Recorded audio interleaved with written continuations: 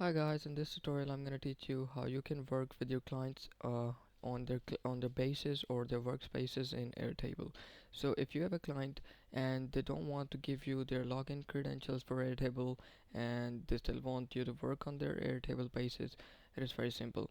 All you have to do is you have to ask them or you have to show them this tutorial.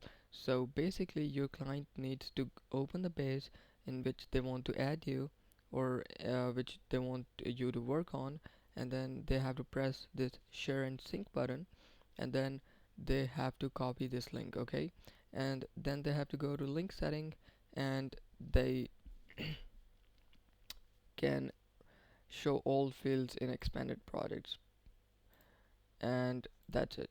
Now all I have to do is to share this link with you, and once you have the link you can just paste the link and it will take you to this page, so you will be able to access this page. So this is how you can work with your clients on Airtable. I hope this tutorial was helpful.